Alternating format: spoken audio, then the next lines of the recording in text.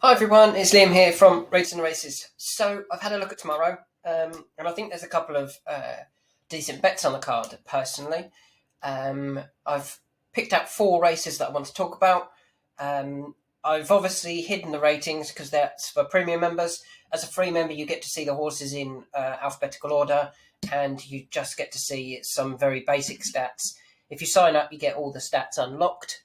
Um, but I've got one that I really like at 20. I think it's 22-1 at the moment, and I'll talk you through that in a second. So the first race I want to look at is the Grand National Trial at Haydock, and I'm really keen on Time to Get Up. I think his form is very good as soon as he gets a distance race. Last time out, they ran him in a Sefton over 2 mile 5 over the national fences, and I imagine they were trying to get him qualified for the national. They didn't get him enough runs over fences, which meant he didn't qualify for the national. And I think they made a mistake there. I think they thought they'd got him qualified. He would have been off a high enough mark, but they just didn't get him enough runs. Is this a race worth winning? Are they going to go, well, we'll come back next year for the Grand National? Personally, I don't think they will. I think they'll go for it this year. And I can actually see this horse winning this race and even a Scottish National. All going back to the Midlands National. The Midlands was worth about 90 grand last year, sorry. This one's 57. Their race is worth winning. Why do I like Time to Get Up? Well, last time he ran over a trip was in the Midlands National, and he won it, staying on really strongly towards the finish.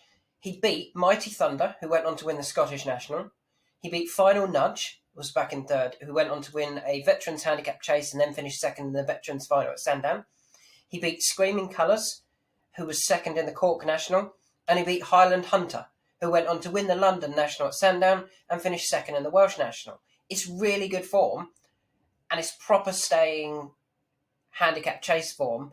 And I think he's the price he is based on his last run. I think when he went off for the Midlands National, he was like 5-2 favourite or something. Well, if you took that race out and he came straight here, I think he'd be, he wouldn't be 5-2, but I reckon it'd be 4-1 for this race.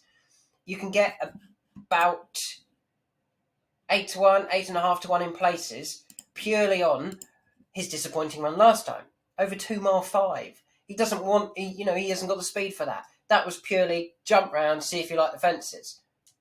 Maybe they felt he didn't, and the Grand National was then crossed off. They left him in. They knew he was going to get taken out due to not meeting the criteria, and they just left him in. For me, I really like him in this race. I know there's some good staying handicappers in this race: Lord de Menil, Bristol de Mai, Black Lion, all of whom, or especially like Black Lion, he won't mind winning again because he's won the what did he win? He's won a couple of races and gone in the Grand National. But I think Time to Get Up, you'll almost be certain that Time to Get Up will be leaving it all here, whereas some of the others might go, actually, we've got another race, we've got the Grand National in mind, let's wait and hold back. Obviously, Secret Reprieve isn't going to get in the Grand National, so they will be trying here. But I just think Time to Get Up, he's so lightly raced, he's got so much, I think he's got a lot more still to come. So I'm quite keen on him tomorrow at Haydock in the Grand National Trial, and you can get about 8-1 in most places. The second race, I'm really keen on this one, Regal Encore. Now, there's two reasons I want Regal Encore to win here. A couple of months ago, I highlighted two horses that had dropped £6 on the same day and found races for them. The first one was Dolos, who went and won that race at Sandown. The second one was Regal Encore, and it was with this race in mind. Why did that interest me? Well, he dropped £6 after running on ground that wasn't soft enough for him.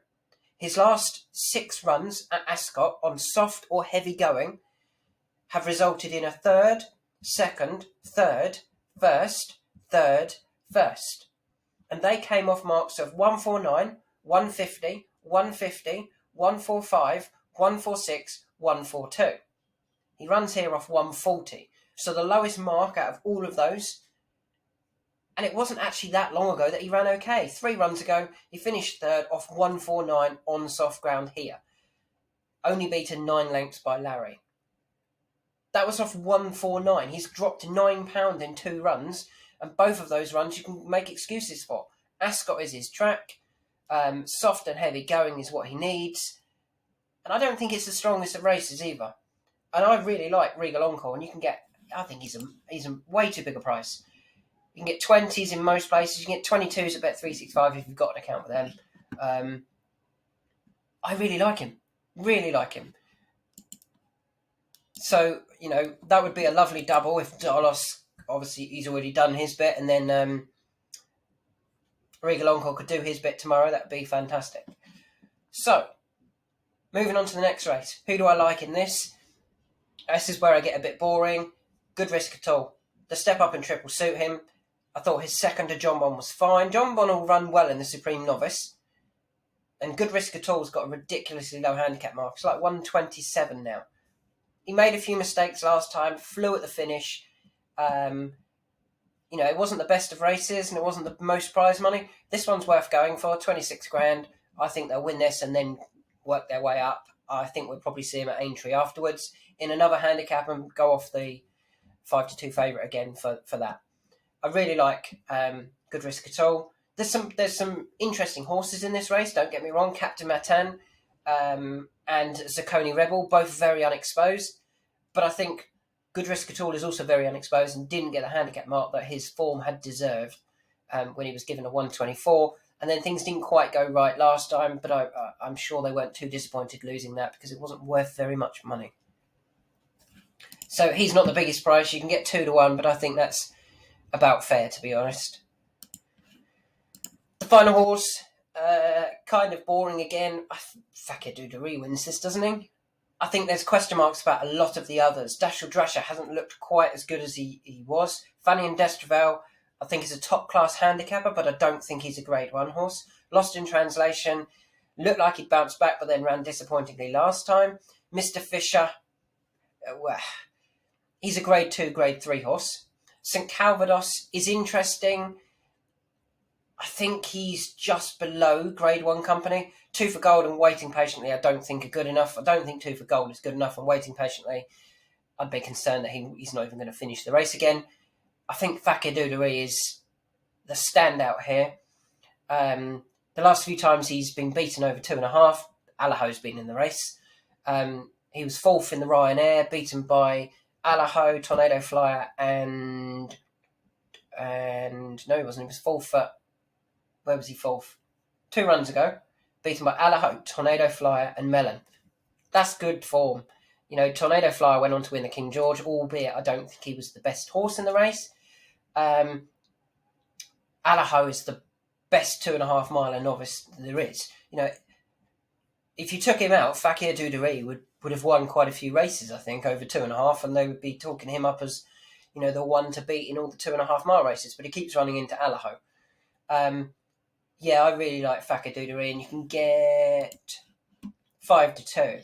I'd be tempted to do that as a double. The Good Risk at All, Fakir Duderie as a double, just to give you a little bit more value there. I really like Regal Encore at that price. I really like Regal Encore anyway, and I think the price is massive. And Time to Get Up, I think, is the most unexposed in the race, and the one who's going to be rated higher come the end of the season. And I can see him actually winning this, and then even going to the Midlands National and winning that as well, or waiting for the Scottish National and potentially winning that. It may be, as I said, that they realised he didn't like the Grand National fences, and that was never the plan. There's 4 horses for tomorrow. Time to Get Up, Regal Encore, Good Risk at All, and Fakir Duderie. Let's hope the racing goes ahead. Obviously, the wind is... So I live in southeast England, and it's not meant to be that bad here, but it's pretty windy here, and I've just seen a picture of a lorry that has fallen over on a bridge nearby. So I think it's fair that a lot of the courses have been abandoned. Hopefully we get some racing tomorrow if the wind dies down.